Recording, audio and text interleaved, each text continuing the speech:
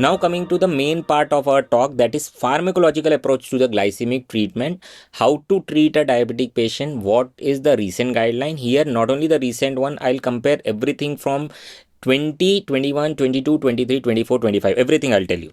So let's start with this. So insulin analogs are there for type 1 diabetes, that is very sure, and in 2024 they have updated for inhaled insulin that they should be preferred over injectable human insulin, and the analog should be preferred. So now we don't treat with premixes. Please remember this, type 1 should not be given premix insulin, and ideally insulin analogs, basal bolus therapy, even the bolus therapy should be insulin analogs, because we have ample of data that these patients will have less of hypoglycemia. Type 1s I am talking about, type 1 diabetes. So insulin analog is preferred. So this was updated in 2024 regarding the inhaled insulin for type 1 diabetes. Okay. Then CGM is recommended for type 1 right at the diagnosis, that was updated. AID, your insulin pump, that is recommended. Now even in India we have this AIDs, we have this hybrid closed loop insulin pump, the latest one we have in India also, 780G by the Medtronics. Everything is available here in India also. Then glucagon, I have already told you, you have to advise them. All those which do not require reconstitution, that should be preferred. All those things are again mentioned in the guideline, the same things are repeated here. Then in 2023, weight management also is important, impactful component of diabetes management, and that should be considered. So again the same thing is written.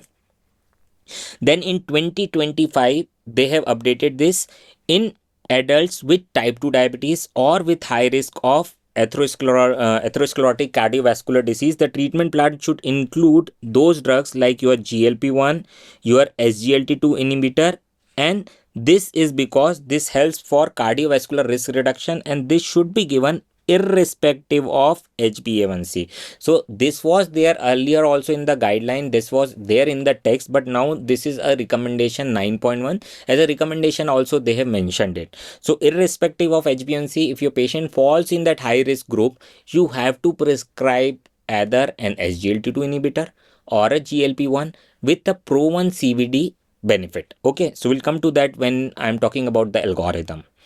In patients, those who have heart failure, again, whether you talk about reduced ejection fraction, whether you talk about preserved ejection fraction, you have to give them SGLT2 inhibitor. Now, in fact, what you're talking about diabetes, without diabetes also SGLT2 inhibitors are approved in heart failure. So obviously in diabetic you have to prescribe, and this should be irrespective of HbA1c. In those patients who are non-diabetic having heart failure, you have to prescribe an SGLT2 inhibitor, and it will not lead to hypoglycemia. So you have to prescribe this in diabetic patients. Okay. In adults with type 2 diabetes and symptomatic heart failure with preserved ejection fraction and obesity, a GLP-1 RA should be recommended. So this was added in the 2025 guideline regarding the GLP-1 RA for the heart failure. Similarly, the GLP-1 RA were recommended in those patients with CKD, and the eGFR, now this has been reduced up to 20 in the guideline in past 2 years. Earlier it was 30 and more, where you can prescribe an SGLT2 inhibitor. Now with the empagliflozin having the trial up to 20 eGFR, you can introduce up to 20 also this SGLT2 inhibitor. So GLP-1 receptor agonist, this was recently added in 2025. In 2024 the eGFR cutoff level was made for 20 for the EMPA, 25 for the dapagliflozin. Okay, so this should be prescribed. And very important thing is glycemic benefit of the SGLT2 inhibitor are reduced below eGFR of 45 and almost are negligible below eGFR of 30. That means you are not prescribing this drug as an anti-diabetic, because it is not going to have much effect on the glycemia of these type of patient. You are prescribing this drug for these type of patient because of the extra glycemic effect they are giving. Okay, so below 30 eGFR, actually the sugar lowering capacity of SGLT2 inhibitor is almost negligible. Okay, so this is important. And then in patients with type 2 diabetes, initiation of insulin should be considered regardless of the background glucose lowering therapy or the disease stage.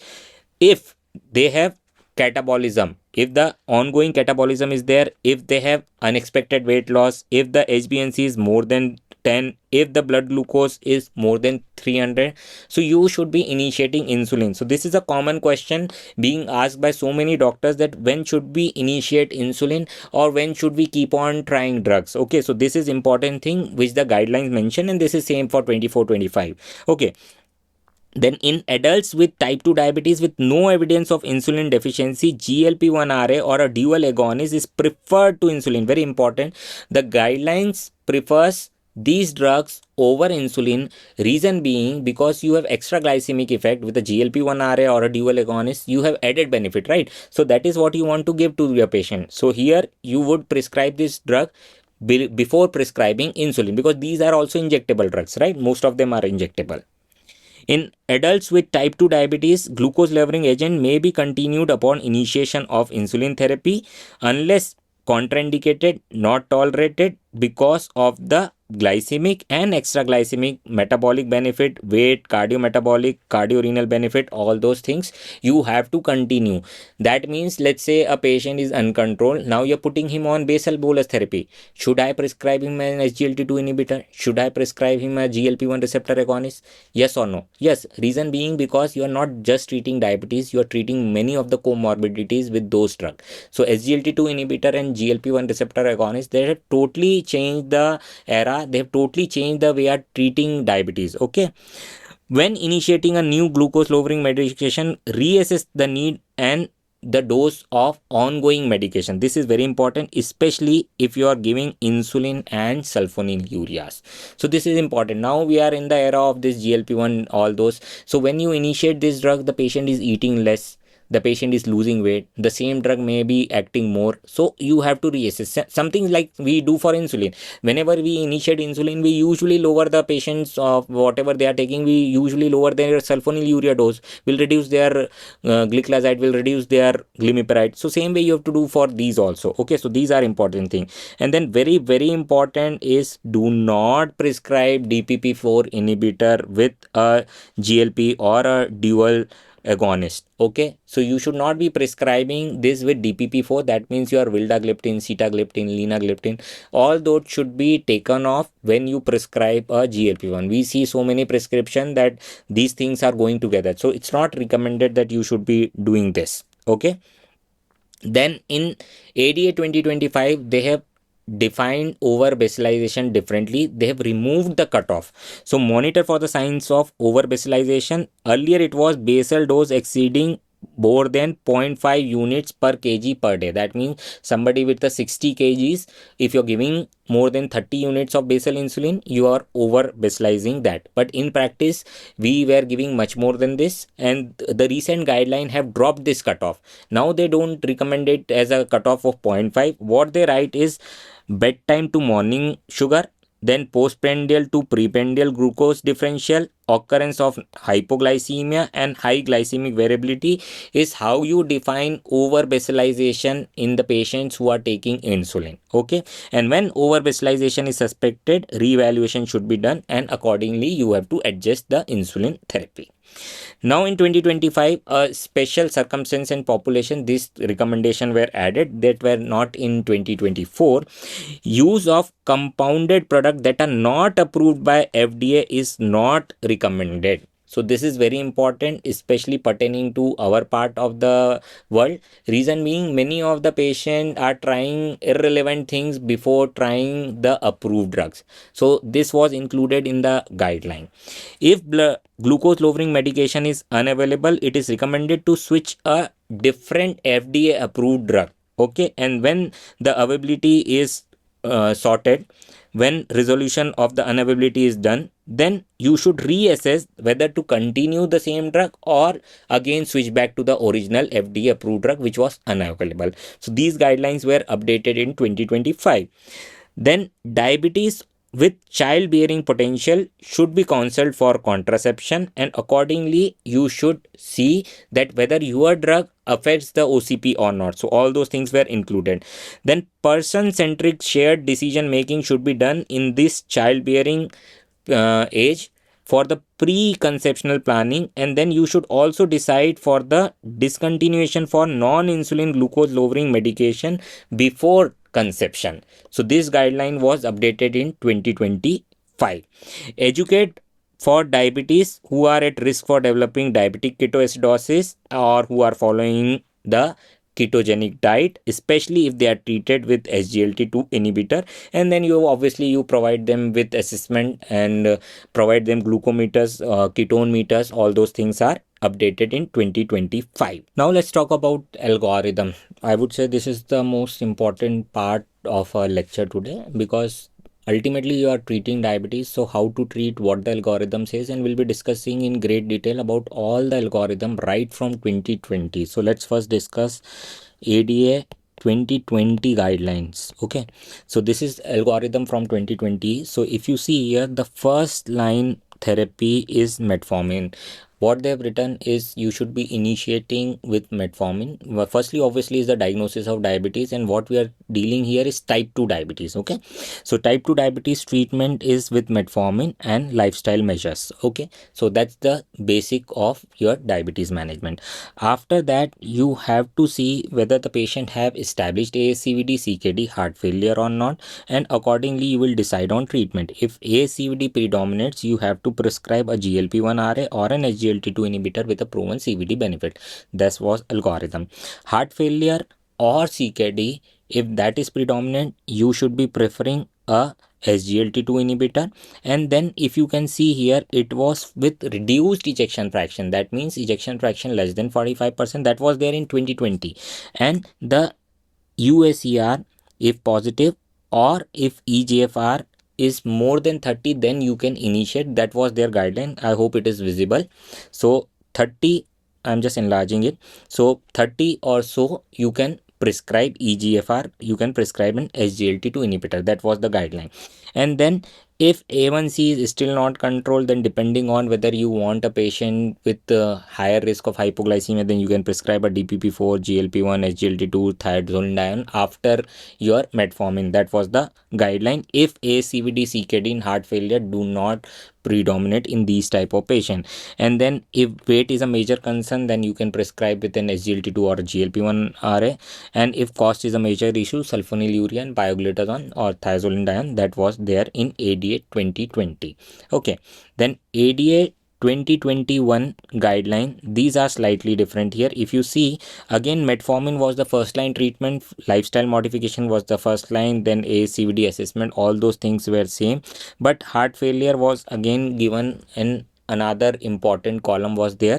And if heart failure, again only reduced ejection fraction, that was an indication for SGLT2 inhibitor. Otherwise most of the things remained same in 2021. Okay, 2022 guideline were slightly different. If you see here, lifestyle modification, that was written earlier, then metformin, that was there, then AFCD assessment, that was there, and now heart failure with preserved ejection fraction or with reduced ejection fraction, that was there. And then the EGFR, that was reduced to 20 in this guideline, and then everything remains same. Hypoglycemia, weight gain, all those things were almost same, and the cost, all those things were same. That was in 2022. Only the thing which was added was your heart failure with reduced and preserved ejection fraction. That was an indication to initiate an SGLT2 inhibitor. Okay, 2023 guidelines were completely different from 2022. Here what you see is lifestyle modification, that is indicated in any diabetes management, but metformin was put lower down. Okay, it was not that you have to prescribe metformin to each and every patient until unless contraindicate. That was there in the previous guideline, but in the newer guideline this was put much lower down. And then the ASCVD risk factor, that means if the patient have already established ASCVD like your MI, stroke, peripheral arterial disease, or is at high risk, that means those who are more than 55 years with one or more of the risk factors like your obesity or hypertension, smoking, dyslipidemia, USER positive. If two of them are positive, you will consider as high risk, and then there is indication that you should be initiating an SGLT2 inhibitor or a GLP-1 receptor agonist with a proven CVD benefit. Now, mind you, here the oral one, that is your oral GLP-1 semaglutide, which comes by the name of Rybelsus. The data was not there till 3-4 months back. Recently, last month only, the data has been generated for the SOUL trial, which showed that it is beneficial, and now this also falls in this criteria. Okay, and then the heart failure, again with reduced or with preserved ejection fraction, and here you can see the EGFR was put up to 20 also. You can prescribe an SGLT2 inhibitor.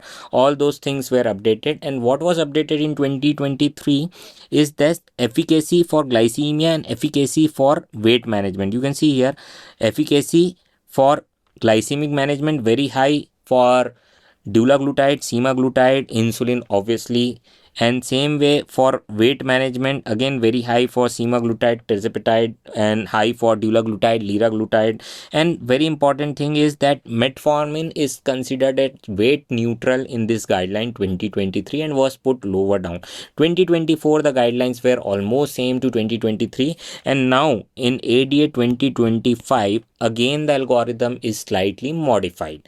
So here first is obviously LSM, lifestyle modification. Metformin is again lower down, and then you have to assess for ASCVD risk factor, heart failure, CKD, again the same thing. ASCVD present or high risk, you have to go, same thing. The heart failure is the same thing, CKD is the same thing, all those things remain same. And one line was added that glucose lowering efficacy is decreased if your EGFR is lesser than 45, that we everybody of us know. So we have to give this drug for the CKD benefit, extra glycemic benefit. Other thing what was changed, that if after GLP-1 RA, SGLT2 inhibitor, if the sugars are not controlled in those patients who have established ASCVD or the high risk, then earlier it was thiazolidine which was written. Now the word has been replaced with pioglitazone because that is the only thing which is available. So now the terminology from thiazolidine has been changed to pioglitazone here. Okay. Then weight management is now put a slightly upper hand. Earlier it was lower down. Now you can see the high efficacy for weight loss management is again given more importance in the recent guidelines. So very high for semaglutide, tirzepatide, high for the dulaglutide, liraglutide, intermediate for other GLP-1, and the weight neutral is metformin and DPP-4 inhibitor. So this is your 2025 guideline with slightly another modification, but main modification was in 2023 from the 2022 guideline. Now coming to section 10, that is cardiovascular disease and risk management. Again, too many changes are there. Hypertension definition was updated in 2023 from 140 by 90. It was updated to more than 130 by 80 if that was there for two occasions, two measurement obtained on two occasions. If that is more than that, you will label the patient as hypertensive. Earlier it was 140 by 90, and with blood pressure of more than 180 by 110 and cardiovascular disease, you can diagnose him as hypertension on a single visit. So this was updated in 23 and that remained till now. 25 they have updated that every routine clinic visit you have to measure blood pressure, and at least 6 monthly, that word they have added, that at least 6 monthly you have to assess, and those without hypertension but not normal actually. So some like pre-hypertensive 120 by 129 in between systolic and diastolic, this they should have confirmed reading on multiple readings and on separate days to diagnose whether they are hypertensive or not. Again the definition in 2025 remains same, that is more than 130 by 80. If they have, you will label them as hypertensive, and again the single reading remains same, that is 180 by 110. Everything remains same. Treatment, again because the definition itself is changed, the treatment is also changed. In ADA 2022 the lifestyle modification was recommended beyond normal, that is 120 by 80, because you defined 140 as by 90 as hypertensive. That is where the cutoff for treatment was indicated, pharmacotherapy. But in 2023 they have put it lower down to 130 by 80, that is by pharmacotherapy is indicated below above 130 by 80. And then the targets were also changed. In 2022 they said that high risk you should keep it less than 130, and lower risk you can keep it 140/90, because that's the definition, right? But definition in 23 was updated, and same way the target was updated. The target remains 130/80. The cutoff remains for definition for the treatment of pharmacotherapy. Everything is 130/80 since 2023 guideline. Now this, the algorithm, again I'll go step by step so that you understand in 22, 23, 24 what has been changed. So you can see here the initial 22 guideline, the cutoff was 140/90, where you will start the therapy, the treatment, the medical therapy, medications, okay? And above 160/100 you should be starting two agents. That was the 22 guideline. In 23 this cutoff was made as 130/90, that you should be starting treatment, and the cutoff for two agents starting together right at the beginning, that was same as 160/100. In 2024 they have updated, they have kept the initial cutoff 130/90 only to start as single treatment, but dual agent start, you have to start above 150/90. So slightly lower, we are getting more aggressive year by year, okay? Dual treatment, that is starting with two agents, is now 150/90 in ADA 2024. And if the patient have albuminuria or CAD, then you have to give either ACE or ARB. Whether you're giving one drug or two drug, you have to do that. So that was there in all those guidelines. Now in ADA 2025, what has been updated? The cutoff remains same, the two drug cutoff remains same, everything remains same. Albuminuria or CAD positive, you have to prescribe an ACE ARB. What they have changed is, if it is not there, all the drugs they have placed at same level. Earlier it was some point based given, so somewhere it was considered that maybe one drug is preferred over other drugs, but now they have just put it or. So that means every drug is at equal level, you can prescribe whatever you want, okay? So that is a slight update in 2025. Otherwise the algorithm remains same, the treatment cutoffs remain same, the targets remain same, okay? Now in 2024 there was regarding the Finrenon, okay? So ACE, ARB and MRA or diuretic, whenever you are prescribing, you should be monitoring potassium. That was written in 2023, but in 2024 they have mentioned that within 7 to 14 days, 1 to 2 weeks after initiation, they have written, and then annually. So this was in 2024, and 2025 they further modified. ACE, ARB or MRA if you are using, then you have to get at 17 to 14 days after initiation and after dose change. So after dose change also you have to get in 1 to 2 weeks. That was added in 2025. And then hypokalemia with your diuretics, when you are giving diuretic, that should be checked again, that this line was added in 2025 guideline, okay? Then ACE, ARBs, MRA, renin inhibitors and your neprilysin inhibitors should be avoided in sexually active individuals, because they should not be used, they are contraindicated in pregnancy. So this recommendation, level A recommendation, was added 10.13 recommendation in 2025 guidelines. So these are slight changes in the 2025 guidelines, okay?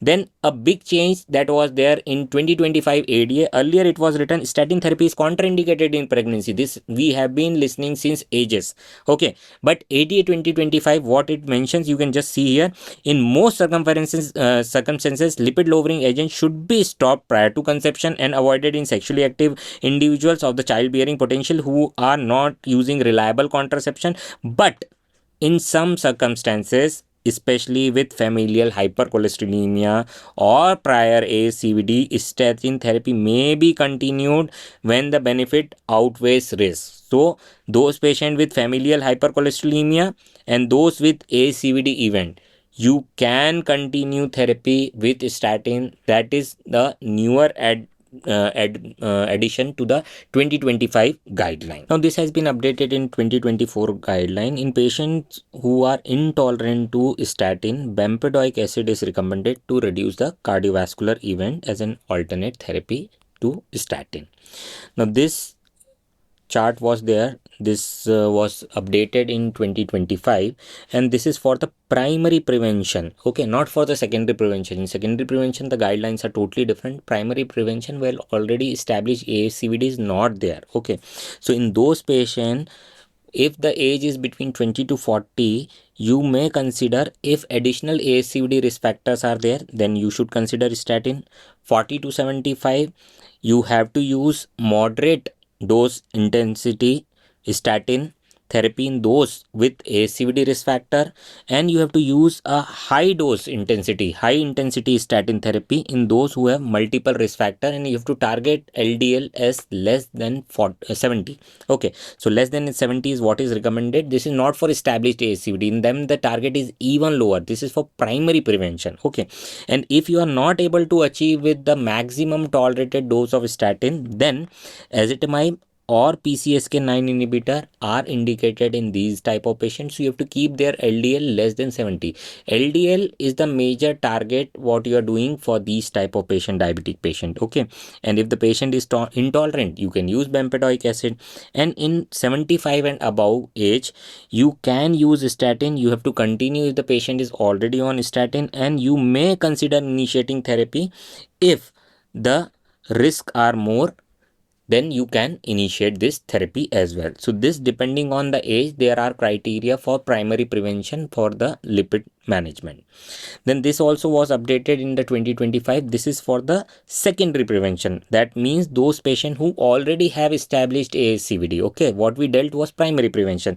So here high intensity therapy is indicated in these type of patient, and the target LDL is to reduce by 50%. We have to keep their LDL less than 55. That is what is the recommendation, and this can be achieved with maximum doses of statin. If still you are not able to get 55 lesser LDL, then you have to add ezetimibe. Still you are not there, then PCSK9 inhibitor, and still if you are not there, then siRNA inclisiran therapy can be added in these type of patients, and then bempedoic acid can be also added in these type of patients. So the target is to keep LDL much lower. Even some of the guidelines are going like 30 also, but this is from the AD I am talking about. Less than 55 is what is recommended for secondary prevention group of diabetic patient we are talking about. Okay, then this was updated in 2025. Earlier only the triglyceride more than 175 was indicated, that you have to assess that why this 175 is reaching. So you have to see for obesity, metabolic syndrome, diabetes, CLD, CKD, nephrotic, hypothyroidism, all those things. You have to alcohol, obviously you have to see all those things. But now they have made it one more thing, that fasting more than 150 and non-fasting more than 175, you have to evaluate for all those things. Okay, then other thing what they have written here, if the this triglyceride is elevated, earlier it was 135, now they have made it 150 and above, then you can add this ecosapent ethyl. This will reduce the cardiovascular mortality. Okay, this was updated in 2025. Now statin therapy plus fibrate. Now n number of combinations are available in India, but whether we should use it or not. So this combination has not shown any improvement in ASCVD outcomes and are generally not recommended. Please remember this. There are n number of market n number of combinations are available with atorvastatin, rosuvastatin, with fenofibrate, but these are not actually recommended by the guideline. Statin plus niacin combination is also not been shown to have additional cardiovascular benefit, and even may increase the risk of stroke. So these are also not recommended. Okay, these combinations are not recommended for your diabetic patients. In 2024 there was something regarding the NT-proBNP and BNP level. This should be measured in your diabetic patient to screen for asymptomatic heart failure. Okay, stage B heart failure, and if that is raised, then you should recommend them with echocardiography. This was updated in 2024, same remains in 2025. In asymptomatic individual with diabetes and more than 50 years, you have to see for microvascular disease, you have to see for foot complication, you have to see for end organ damage, and you have to screen for peripheral arterial disease with ankle brachial index, and the newer edition also shows for the toe brachial index. So this was there in the 2024, and in 2025 they have updated this age from 50 years and above to 65 years. Okay, so anybody who is having diabetes more than 10 years should be screened for peripheral arterial disease. That was added in 2024 guideline. Then 2023 there was update regarding the Finrenon. So those patients who are already already on ACE and ARB, in them this should be added. This should not be first line therapy for your microalbuminuria for your CKD patient, but those who are already on the maximum tolerated dose of ACE and ARB, Finrenon, which is your MRA, non-steroidal MRA, that is to be recommended, and this is only for type 2 diabetes. This is not approved for type 1 diabetes, remember. So this was updated in 2023 guideline. The same remains for this year also. Okay, then those with established ASCVD more than 55 years, additional cardiovascular risk factors, ACE ARB is recommended to reduce the cardiovascular mortality morbidity. Okay, in them also it is recommended. In those with CKD also it is recommended. 2025 it was updated that in symptomatic heart failure with preserved ejection fraction, GLP-1 RA with proven benefit, they can be given, they should be given. So this was updated in 2025. Now this diagram was added in 2025. You can see for coronary artery disease, routine screening is not recommended, please. Okay, and if there are signs and symptoms, then depending on that there is recommendation to evaluate for coronary artery disease. So it is not screening. Screening is when the person is asymptomatic. When he is symptomatic, you have to evaluate, and this is not screening, this is diagnosing. Okay, so screening is not recommended for CAD. Coming to heart failure, the recent guidelines have updated in last 2 years. It has updated that you have to get an anti-proBNP, screen all adults with diabetes with increased risk of asymptomatic, that is stage B heart failure, and symptomatic, that is stage C heart failure. You have to get a BNP or anti-proBNP, and if that is raised, then you have to get an echocardiography. And for the peripheral arterial disease, and again recommendation is there, if the diabetes is more than 10 years, if the patient is more than 65 years, you have to evaluate for peripheral arterial disease, and an ABI, that is ankle brachial index, that you have to see in these type of patients. So this is for the cardiovascular disease screening. Now the section 11, that is chronic kidney disease and the risk management. So obviously the recommendation is to get an USCR in both type 1 and type 2. In type 1, if the diabetes duration is more than 5 years, and in type 2, right at the diagnosis, irrespective of the duration, you have to get an USCR. So spot USCR and EGFR is what is recommended in these type of patients.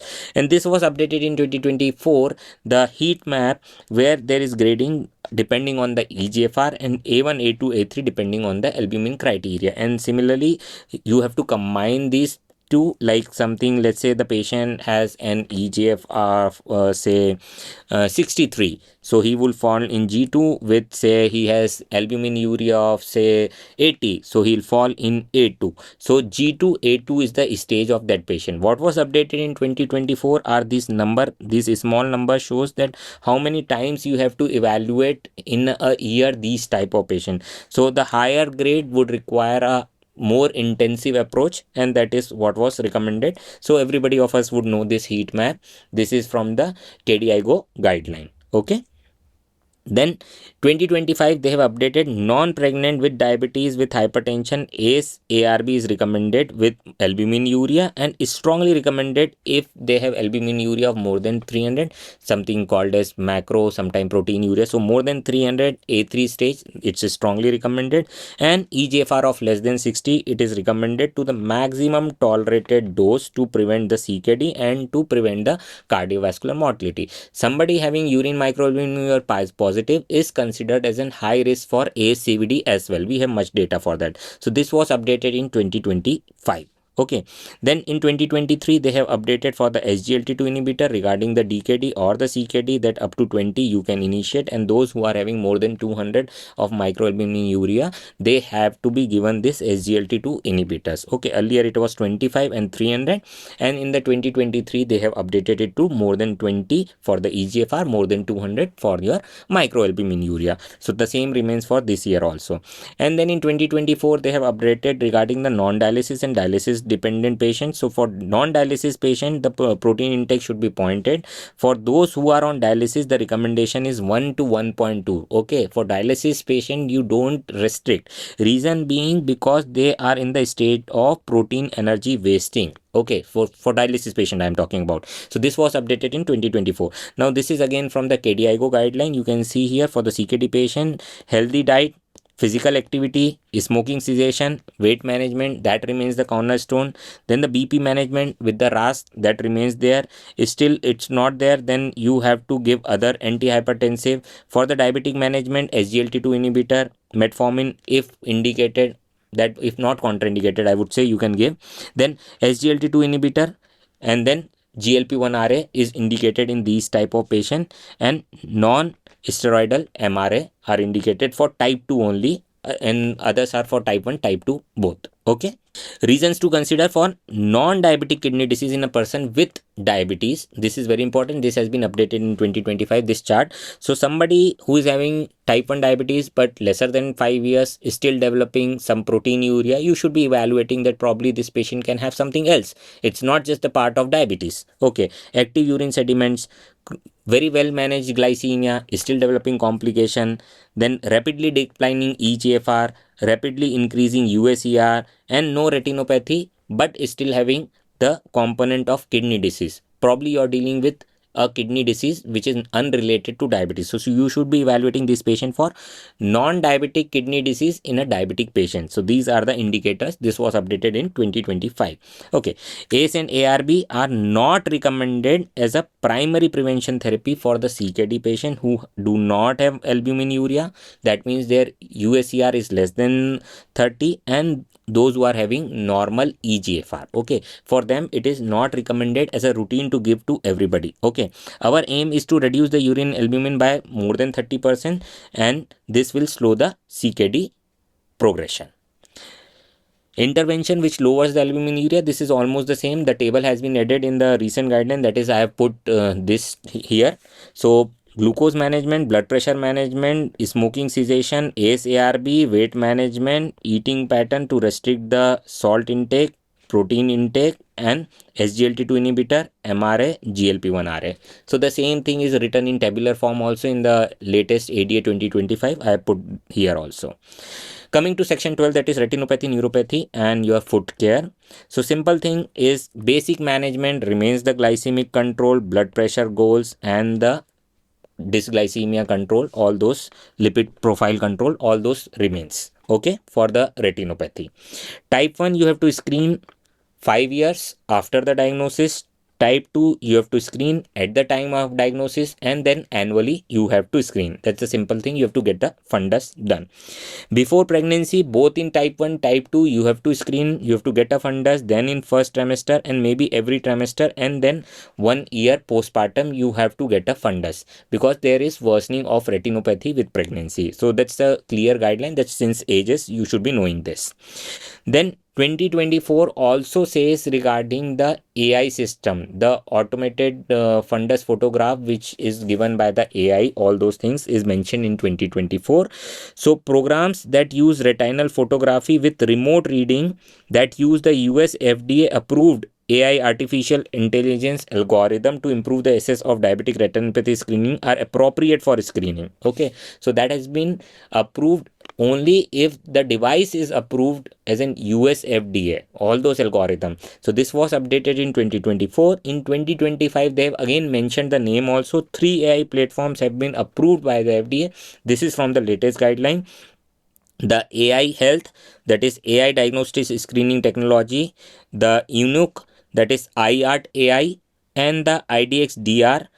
These are FDA approved, which can be used for the screening of retinopathy in your diabetic patient. This is from the latest ADA 2025. And then something regarding your nephropathy that has been very much updated in the 2023. If you want, you can go back and see those video. 23, 24 we have already made. So 23 was drastic change for the neuropathy part. Here 2025 they have slightly tweaked it again. So gabapentinoid, SNRI, TCA, sodium channel blockers are recommended and what they have added is opioid, including your tramadol and tapentadol, should not be used for the pain, okay, because of their adverse effect. So this is the line which is added in 2025. Otherwise, most of the update are taken same from the 2023.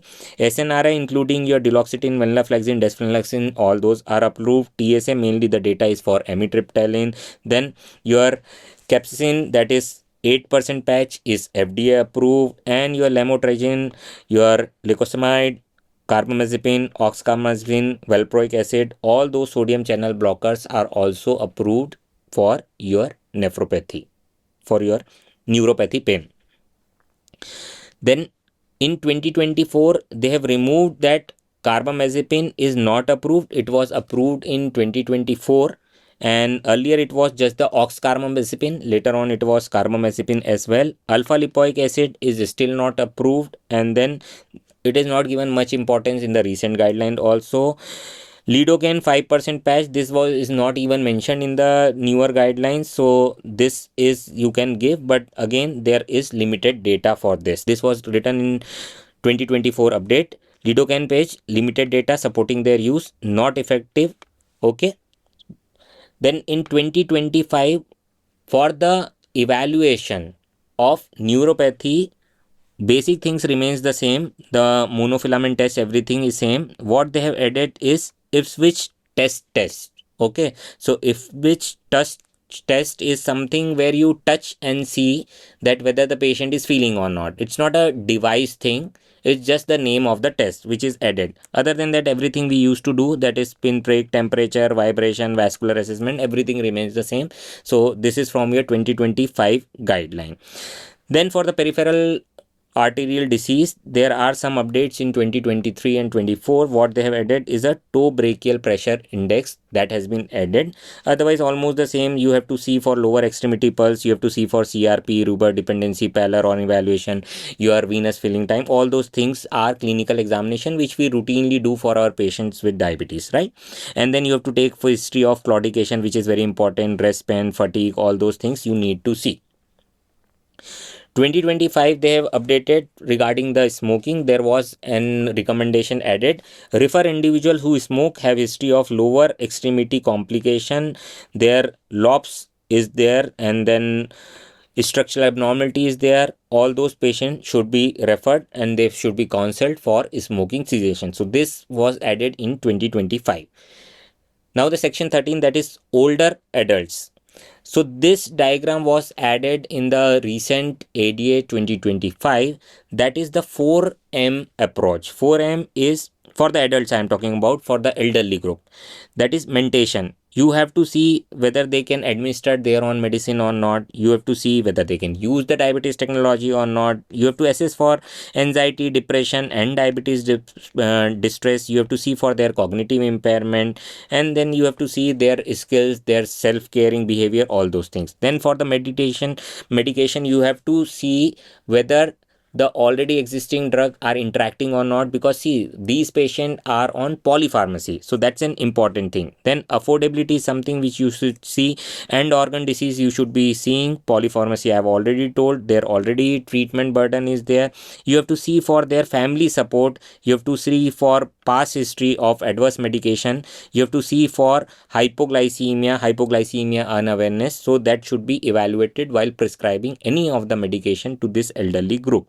Then mobility, you have to evaluate for foot complication, functional ability. Maybe you are prescribing an insulin, but they cannot put it by themselves. They have shaking hands. Maybe they cannot see properly. They cannot see how much they are injecting. So all those things need to be evaluated. Then frailty score, all those things I have already discussed. Leg weakness, neuropathy, nephropathy, retinopathy, all everything you have to screen in these type of patient, right?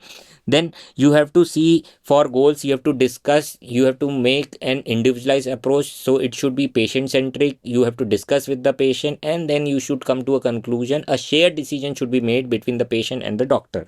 Okay, so all those things what are their expectation, what is the goal, risk, burdens, benefit, loneliness, living alone, life expectancy, all those things you have to evaluate, and then you have to decide which treatment would be the best, what are the targets you want to keep. So most important thing is HbA1c target. Similarly, you have CGM target, which we have already discussed. You have to individualize the treatment. You cannot just keep on writing the same thing for each and everybody. A person with say 70 years with having comorbidity will have different target. Person with the same age having no comorbidity, very fit, the frailty score is somewhere 1 to 2, you have to keep an stringent target, right? So it depends on the patient. 70 years with too many comorbidities with very limited expectancy, you will keep a very high HbA1c as your target. So depending on that, you have to decide, just not the age. Okay, so individualize the treatment. And very important is the cost of the treatment, because at this age most of our patients are dependent on their children or on their siblings. So that is important. Cost of care is again very important, especially in India, right? And coverage, regarding your insurance coverage. So this is the same diagram which as I have told you. If the patient is very well to do, if the patient is functionally very well to do, then you can keep the target lower down. If the patient is old, frail, with limited life expectancy, you can slightly relax your HbA1c target. Now coming to section 14, that is children and adolescents. So we'll just discuss some basic things which has not been changed in the guideline, by I believe you should be knowing this. These are important thing. So type 1 is obviously more common in here. So you should see for anti-TPO, you should see for anti-TG antibody right at the diagnosis in this patient. You have to get a TSH in this patient. Then every 1 to 2 year you have to recheck, and maybe earlier if the patient has symptom suggestive of thyroid dysfunction, thyromegaly, abnormal growth, or glycemic variability is very high, you should be getting their TSH more often. That's the recommendation by the guideline. Then for the celiac disease, again you have to see, first you have to say consider that these patients do not have IgA deficiency. If they don't have, then you can get an anti-TTG IgA antibody. Okay, so this can be done documenting that they have normal total serum IgA. That is important. And then you should be repeating after 2 years and then after 5 years, but you should be considering it earlier if the patient has that symptoms. Maybe the patient is having too much of weight loss, maybe the patient is going into too much of hypos with the same dose of insulin, so probably you are dealing with a celiac disease. Okay, it can be Addison's also, so depending on the clinical condition you have to see. Okay, then let's talk about the lipid profile. So once the glycemia is controlled, you have to get a lipid profile for children as well.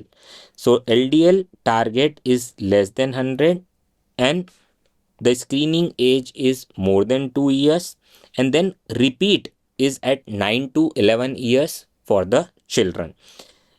LDL less than 100 is acceptable, and if that is there, you can repeat after 3 years. Annual screening is recommended with UACR, so that should be done, and a spot urine is good enough, so that should be done at puberty or more than 10 years, or the patient has diabetes for more than 5 years. This is for type 1 I am talking about. Then pre-diabetes or type 2 diabetes should be considered at the screening for at the onset of puberty or more than 10 years of age in those who are overweight. Here overweight is defined by 85th percentile of the BMI, obese by the BMI of 95 percentile. Then you should be screening for diabetes. The screening protocol remains same. You have to get an OGTT, but it should be weight based. Okay, and then the repeat screening should be done at 2-year interval. So this was updated in 2025. Okay, the targets, again this was updated in 2025. Earlier it was written reasonable A1C for most children and adolescents with type 2 is less than 7%. But in the ADA 2025, this has been updated to less than 6.5%, provided you don't land up this patient into hypoglycemia. For those who are having high risk of hypoglycemia, the target should be individualized. So this guideline was changed in 2025 from 7 to 6.5% for the children with type 2 diabetes. And if the glycemic goals are not met with metformin, then a GLP-1 or empagliflozin should be added to those who are more than 10 years. So this was updated in 2024 because here empagliflozin trial was there, which you can give in type 2 diabetes. Earlier it should be given only above 18 years, but here it was approved for 10 and above years. Okay, and those who are not meeting glycemic target, maximize the dose of non-insulin therapy like your metformin, GLP-1 and empagliflozin before initiating insulin. So this diagram again, this remains the same from the older guideline. If A1C is less than 8.5 and there is no ketoacidosis, the patient is eating well, clinically well, you can give metformin. If the patient is having acidosis, DK, HHS, needless to discuss, the protocol will follow and you have to treat it. Then A1C almost 8.5, you have no acidosis and no ketosis, you can initiate a basal insulin along with metformin, and then you can get a autoantibody test done. If autoantibodies tests are positive, you are dealing with type 1, then basal bolus therapy will go on, and if it is negative, you can continue, and then you can add on an SGLT2 inhibitor, which is an empagliflozin, and then you can add on a GLP-1 depending on the glycemic control. So that's the guideline for these type of children and youth. Coming to section 15, that is management of diabetes in pregnancy. This has been updated very much. Please read the session. Again, I cannot discuss each and every point. This session is thoroughly updated. It's totally changed now. Okay, so please go and read the section 15, management of diabetes in pregnancy. We'll discuss very subtle and important point. So preconceptional counseling should address, and ideally it should be, HbA1c should be less than 6.5 because it will reduce the risk of congenital anomalies, preeclampsia, macrosomia, preterm birth and other complication related to both the mother and the fetus. Okay, fasting preprandial and postprandial targets are there. Fasting and pre-meal should be less than 95, 1 hour should be less than 140, 2 hour should be less than 120. Okay, earlier in 2023 guideline, it was some individual with pre-existing diabetes should check their sugar preprandially. Now they have clearly mentioned in 24-25 that everything is required: fasting, preprandial, postprandial, blood glucose, and they have given target. So this was updated 2 years back. And the same chart is mentioned here in this year guideline also, and 1 hour is less than 140, 2 hour is less than 120, and fasting is less than 95, and some targets are given whether the patient is on insulin, without insulin, and whether the patient is using CGM or not. So depending on that, the targets would vary. Okay, due to increase RBC turnover, A1C is fallaciously slightly lower, and then the target what you keep is less than 6%, provided you don't land up these patients into hypo. If the patient is having hypo, up to 7 is also can be considered. Then in 2024, there was update regarding the CGM. CGM is recommended in pregnancy associated with type 1 diabetes. That was level A recommendation. And for hypoglycemia, the cutoff is 70 when you monitor with your glucometer, and for the sensor, it was 60. That is why time in range for this type of pregnant type 1, type 2, the cutoff is 63 to 140. It's not 70 to 180 what you keep in TIR for non-pregnant adult. Okay, so that's different in pregnancy. Then CGM metric should be combined with blood glucose monitoring. That is recommended. Commonly, the estimated A1C, that is your GMI, glucose management indicator, that should not be used in pregnancy, and A1C should be done in pregnancy. That's a recommendation. Then management of GDM, management of pre-existing type 1, type 2 diabetes in pregnancy, all those things have been thoroughly updated. Again, we cannot discuss all those things. Please go and read because the sections have too much details here. AID system, these are again given here in 2025 guidelines. So AID system, insulin pump. So pregnancy specific glucose targets are recommended, as I've already told you. AID system without pregnancy specific glucose target or pregnancy specific algorithms, so they can be considered in type 1 in ART also. Okay, metformin and your gleburide, glibenclamide, all those are not to be used in pregnancy. It's a clear guideline from ADA. These crosses the placenta and can affect the fetus. So what is recommended is insulin. Oral non-insulin injectable glucose lowering medication lack long-term safety data and are not recommended. So this is a clear guideline from the ADA. Metformin is not recommended. I agree there are a lot of controversy, but what we are discussing here is ADA guideline, which clearly writes that it is not recommended. Metformin is used for PCOS, and once the patient gets pregnant, then you can continue, but it should be discontinued by the end of first trimester. So it's a level A recommendation by the ADA. In most circumstances, lipid lowering medication should be stopped, but in some circumstances, familial hypercholesterolemia and prior ASCVD statin therapy may be continued. So this is a recent update we have already discussed. This was just in 2025. This was not there in 2024. Breastfeeding is recommended to reduce the maternal type 2 diabetes risk in GDM patients. Okay. Breastfeeding confers long-term metabolic benefit. Breastfeeding reduces the risk of developing future type 2 diabetes in GDM. It may improve the metabolic risk factors in offspring, but there are not very robust study for this. And lactation breastfeeding can increase the risk of hypoglycemia, so that should be considered. So this was updated in 2023 and the same remains for this year also. Now coming to the last section, section 16, diabetes care in hospital. I'll be telling more about this because I think it is important. This much is not given in the guideline, but we'll be discussing in more details regarding the in-hospital management of diabetes because that's really important.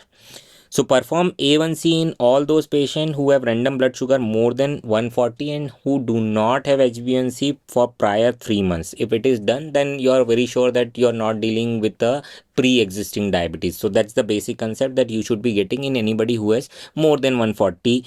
If the sugars are there, you should be getting an HbA1c. Insulin and other therapy should be initiated or intensified if the blood sugars are more than 180 for non-critically ill patients. So that's a recommendation. The target is 140 by 80. It is same as earlier. So once therapy is initiated, the target what you want to keep for the blood sugar for in-hospital patient is 140 to 180, and you can go even lower down provided you are not having hypos. So for non-critically ill individual, those who are not in ICU, a glycemic target of 100 to 180 is recommended if this can be achieved without hypoglycemia. So that is important. You can go lower down also, and here the earlier it was 100 to 140 was written, and now it is 100 to 180 in the ADA 2025. So slightly they have changed the numbers, but in total it remains same, that for the critically ill what you want, those who are critically ill, is 140 by 180. For non-critically ill, 100 to 180 provided without hypoglycemia. Otherwise you can keep it 140 by 180 for both the patient if they are going into hypos. Okay.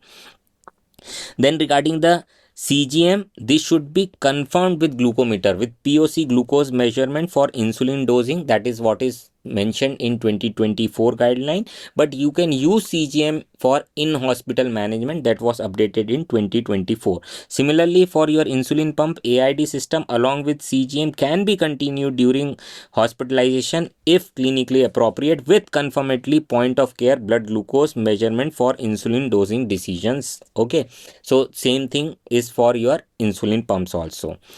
Continuous intravenous infusion is recommended for achieving glycemic goal and avoiding hypoglycemia in critically ill individuals. So this is very important. Those patients who are not eating, those who are critically ill, those who are not hemodynamic stable, you have to give them IV insulin. That's a clear protocol. Okay, nothing like basal bolus, nothing like sliding scale, nothing like subcute. See, because hemodynamic instability, what will happen when you are injecting subcute insulin, maybe it is getting absorbed, maybe it is not getting absorbed, maybe the PKPD will change. So you don't want that, right? And the patient is not eating, there would be peaks and trough, that is also you don't want. So ideally critically ill patient, only and only IV insulin is recommended. Okay, for those who are eating less, yes, you can give a basal insulin, that is okay. But if they are eating very less, unpredictable, then better thing is to go for an IV insulin drip. Okay, then those who are non-critically ill hospitalized patient, you can give a basal prandial and correction component. Now very important is correction component is totally different from sliding scale. Sliding scale is something different. You can consider this way. Let's say a fasting sugar of a patient is 100 or say 90. Then in sliding scale, you will not give any insulin. Whereas in a routine basal bolus, you will give insulin. And let's say the sugar goes in next day fasting is say 200, 220, something like that. So there also you will give the same insulin, but you will give a correction dose if a insulin is mentioned, whereas in the sliding scale you will give only when a threshold is there, right? So these are the basic differences. I'll come to more about that, you will understand. So correction dose is recommended, sliding scale is not recommended.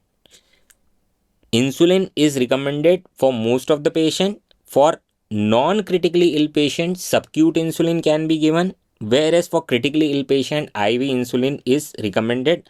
OADs are generally not recommended for admitted patient, provided some just minor intervention is done. Then sometimes we do give OHs, and there are guidelines for that. The NICE guidelines are in details. The ADA guidelines are not that detailed for this. Then there are n number of IV insulin protocol. Again, it is not important to know everything here. Portland, Leuven, Yale protocol. There are n number of protocol. But ideally, every institute create their own protocol, their own system, that how the IV insulin should be given, how the blood sugar of a hospitalized patient should be managed. So the exact protocol is probably less important. What is more important is an institutional and adaptation of the individual hospital needs, and accordingly you devise your own protocol. So we'll discuss that, how to give IV insulin and how we can do basic things, okay, because this is important. So how you create an IV insulin preparation is 50 unit of short acting.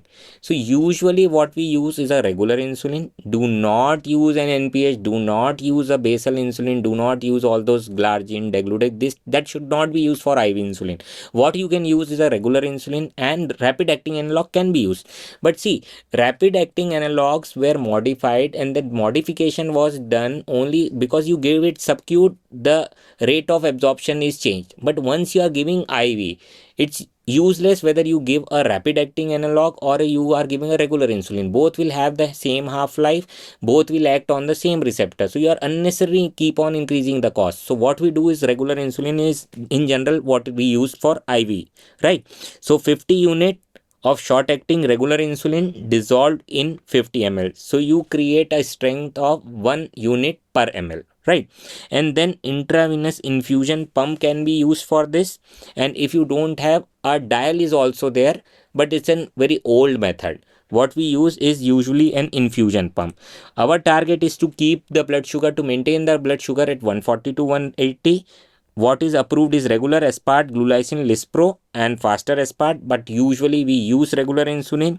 Initial 20 ml is just flushed off because the plastic tubing saturates, the insulin is attached to the tubing, and that you don't want, because once the saturation is there in the tubing, then whatever you are injecting, that goes to the patient, right? So there you need to flush this tubing, the IV set.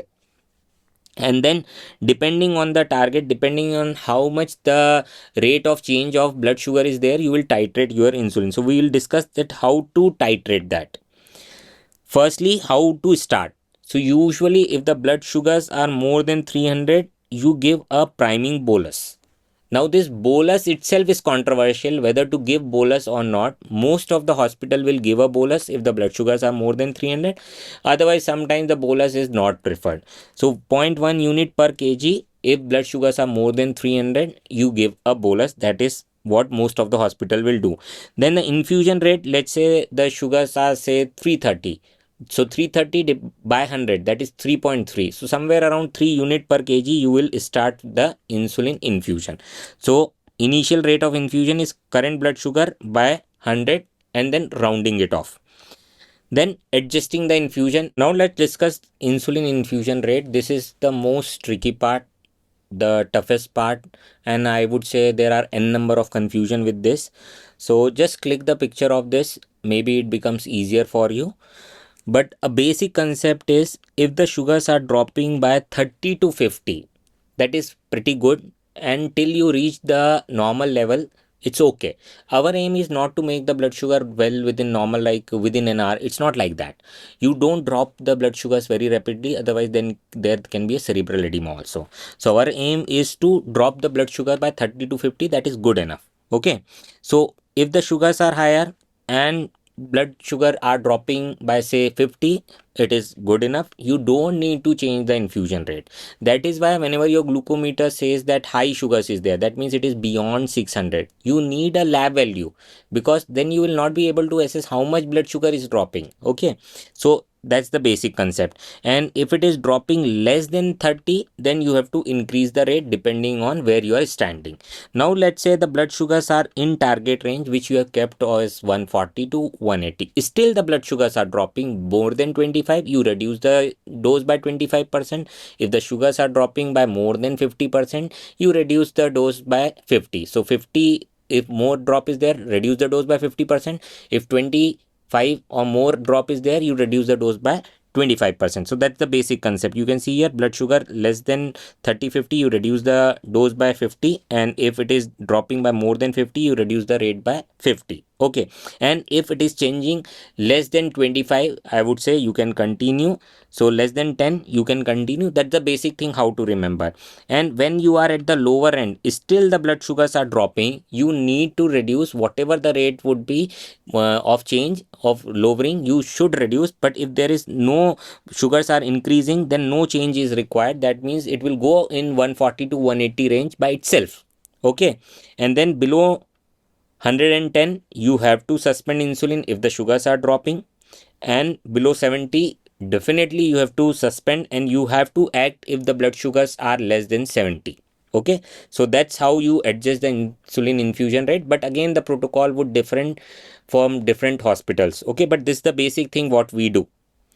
Safety indicators, how you transit your patient from IV to subcute insulin. Firstly, the blood sugar should be well within normal range. That is, it should be 140 to 180. It should be stable for at least 4 to 6 hours. The patient should be out of decay, hemodynamically stable. Then only you can give a subcute insulin. Otherwise, IV insulin would be required. And stable drip should be there. It's not like you are adjusting too much and then the sugars are there, and then it would be difficult for us to calculate. So whatever the sugars are, whatever insulin you have injected for past 24 hours, you can calculate that. Or what you can do is past 6 hours, whenever the patient was very stable, you can take that and you can multiply by 4 for 6 hours. That would be again 24 hours. So that dose is the dose what is required. That is your TDD. And of this, 80% you have to give, and in that 50-50 you have to do 50% would be your bolus, 50% would be your basal. Very important is to overlap for 20 minutes, because whatever you were giving as an IV insulin, that has the half life of just 2 to 3 minutes. So once you stop the drip, blood sugars will keep on rising. So what you want is, once you give a subcutaneous insulin, it will act after 20 to 30 minutes, then you should stop your IV drip. So there should be overlapping. This is very, very important concept which most of the hospital don't follow. So this is very important. Okay. And then depending on the blood sugar, you have to adjust. Sliding scale is totally outdated. This has poorer outcome, increased risk of hypoglycemia, roller coaster effect, non-physiological, it's not individualized, cannot predict the insulin doses, and it's reactive approach. So very important difference. Let's say we have a patient who is on glargine. We have advised him that glargine you should take 12 units, and regular insulin you should take 8 and 6, something like the regimen is created for basal bolus. Now let's say the blood sugar in the fasting is somewhere 99. So what happens in sliding scale, you will not give insulin, whereas here you will give a regular insulin of 8. So what happens when in sliding scale you have not given insulin, this 99 will reach to 300. Now once it is reached to 300, you will give insulin according to sliding scale. So that 300 will drop down to 70. Then in 70 you will give glucose, it will again rise to 250. Then again you will give insulin, then again. So it will keep on rocking like anything, up and down, and the sugars would never be controlled. Whereas what happens in correction doses, let's say now the sugars is say something like 320, 321, something like that. So what happens, you have to give 8 units, and above over that you have to add a correction factor. Here at 321, both the patient would be receiving insulin, the sliding scale, as well as the basal bolus. In the basal bolus, there would be a correction factor added to this 8 unit of insulin, whereas in the sliding scale it would be just one time, and once the sugars drop in, the next time the insulin may not be given. So that's the difference between the correction dose and the sliding scale. So sliding scale will have a roller coaster effect, as I have shown you, that once you don't give insulin, the sugars goes up, then again you give insulin, the sugars goes down, then again you don't give, the sugars go up. So this keeps on happening during the whole time the patient is admitted in your clinic or hospital, right? So this sliding scale is totally now obsolete. We should not be using sliding scale in a patient. What you should be using is basal bolus therapy. It is superior, it is more physiological, ADA also recommends, and this is a better way to manage patient inpatient. And in non-critically ill patient, you have to use it. Critically ill, IV insulin is what you need to use, right? And here the patient will have less of hypo and less of hyperglycemia, right? So basal bolus along with correctional doses is what is the current practice for inpatient management of non-critically ill patients. Then let's come back to ADA guideline. So 2024 there was update for patient hospitalized with heart failure. It is recommended to use SGLT2 inhibitor, and this should be initiated, continued during hospitalization, and upon discharge this should be continued. We have trials for that also. In 2025 there was update regarding the DK and HHS, so this should be managed accordingly, and we have discussed slightly. There was an algorithm for this. Let us discuss in very brief. So IV fluid is the cornerstone of management for DK and HHS. So here hypovolemia should be treated with 0.9% NaCl before initiating insulin, because insulin will act as a vasodilator, the blood pressure can drop, right? So you should be first hydrating the patient, then you should be initiating insulin. For mild DK you can even give just a subcutaneous insulin. For moderate to severe you have to treat with IV insulin. And very important thing is to look for the potassium. If the potassium is less than 3.5 or less than 3.3, do not initiate insulin whatever the sugars are. First you have to correct the potassium, then you have to start insulin. If the potassium is between 3.5 to 5, it's normal.